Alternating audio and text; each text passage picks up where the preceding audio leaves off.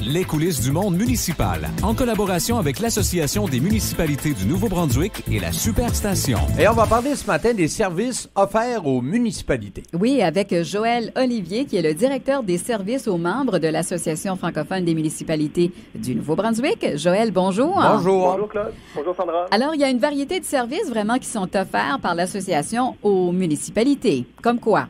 C'est ça. Donc tout d'abord, le premier service qu'on offre, c'est un regroupement d'assurance qui est divisé en 3 parties. Le premier, c'est l'assurance dommage pour des municipalités. Ça, c'est un peu comme ce qu'on a chacun à sa maison, une assurance pour les biens, automobiles ou la responsabilité. Oui. On a aussi un regroupement qui concerne les OSBL, parce qu'il faut savoir que les OSBL utilisent des infrastructures municipales, donc elles ont aussi besoin d'avoir une couverture qui est adaptée à leurs besoins. C'est quoi les exactement? OLBL, oui? Comment? C'est quoi les OLBL? Les organismes sans but lucratif. OK. On pourrait dire, par exemple, si une personne se casse une jambe pendant un événement, il faut que l'organisme soit assuré de façon à prendre en charge les défraiements. Donc ça, c'est quelque chose qui est à prendre en considération. Et la troisième partie, c'est des assurances collectives comme des assurances pour la santé.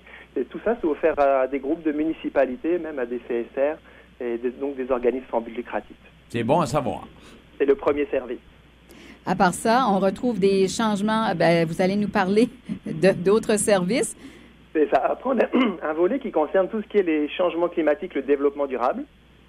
Là, dedans, c'est des projets qu'on fait comme, par exemple, réaliser des inventaires de gaz à effet de serre pour faire un petit peu des photographies des émissions actuelles.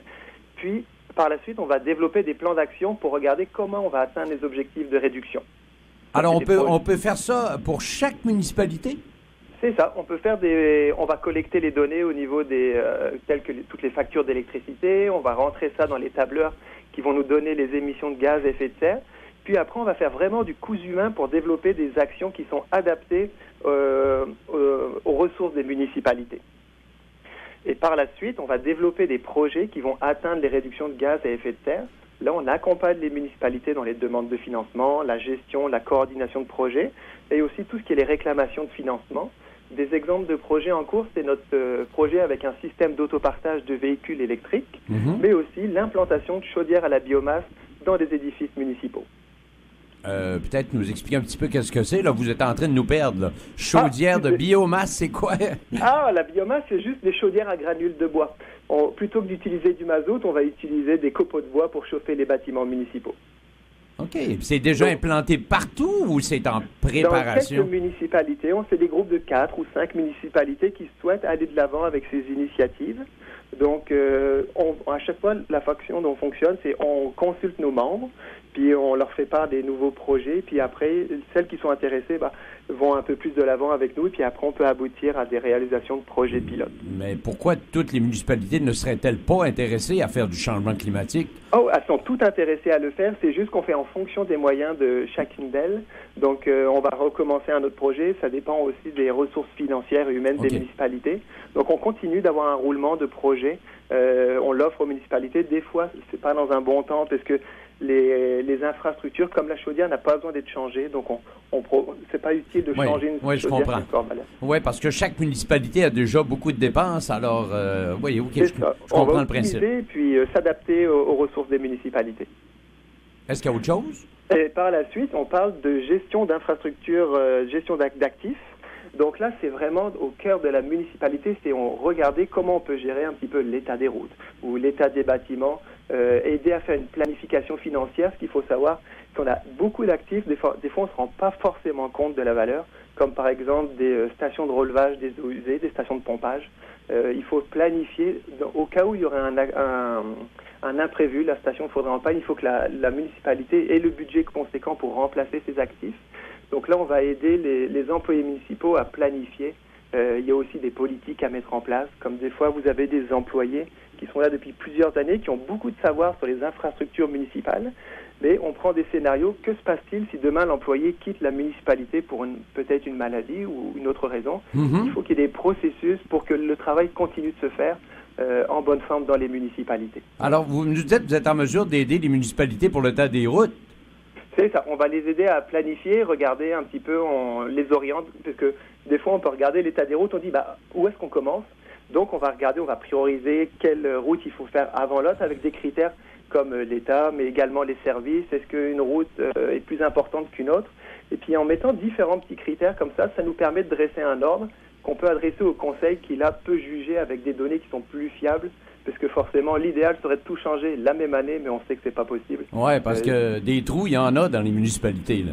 C'est ça. Donc, en gros, on va dire quel trou il faut traiter en premier qui est plus important qu'un autre trou. Mais le but, c'est d'arriver à tous les traiter. On a même des suggestions si vous avez besoin d'aide. C'est ça. À chaque fois, on aime dire que dans les services aux membres, on n'a pas de problème, on n'a que des solutions.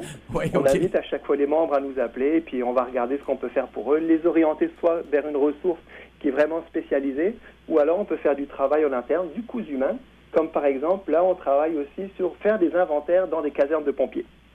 Ça peut paraître surprenant, mais là, j'ai mon collègue Marcel qui va dans une caserne et puis qui va relever tout le matériel qu'il y a dedans. Ça va de la lampe de poche en passant par les bottes de pompiers, aussi les hausses à incendie, parce que des fois, les municipalités ne savent pas vraiment ce qui se passe là-dedans et ça prend beaucoup de temps pour lister tout ça. Donc, on propose aussi de monter des inventaires comme pour les services d'incendie, par exemple.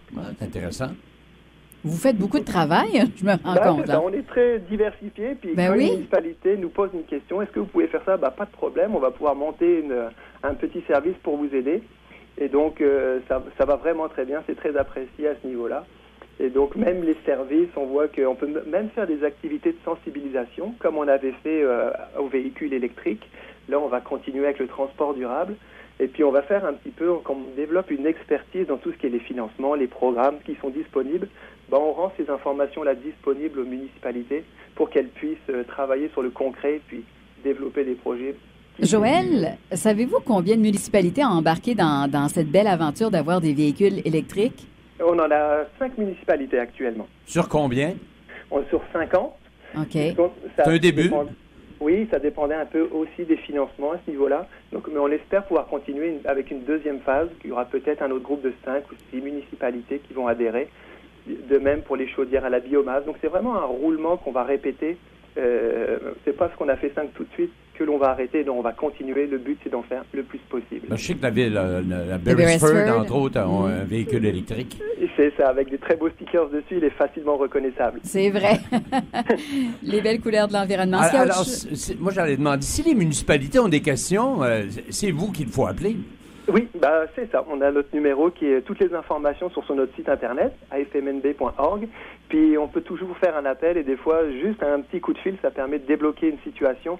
Il faut vraiment pas hésiter. Puis comme je dis, au pire, on peut renvoyer vers des ressources plus spécialisées dont on a des contacts. Donc vraiment pas hésiter. On est là pour ça et ça nous fait un grand plaisir de répondre à toutes les questions. Le message est lancé au nouveau conseil de ville. Parce qu'on y a des nouveaux maires, des nouveaux conseillers qui savent comment ça marche, mais moins à d'autres endroits. Oui. Puis on va vraiment rendre ça simple et accessible. On peut être noyé des fois sous la masse de données. Vous inquiétez pas, on va vous rendre ça le plus simple pour que vous puissiez travailler, vraiment mettre les mains dans le travail qu'il y a à faire. Vous enlevez un poids sur les épaules. C'est ça. On peut dire qu'on fait comme un support. On va vous décharger en partie, donc vous allez être plus confortable pour aller de l'avant. Très intéressant. Joël Olivier, qui est directeur des services aux membres de l'Association francophone des municipalités du Nouveau-Brunswick. Merci. Merci. Bonne journée. Merci. Bonne journée. La chronique Les coulisses du monde municipal vous a été présentée par l'Association francophone des municipalités du Nouveau-Brunswick et la Superstation.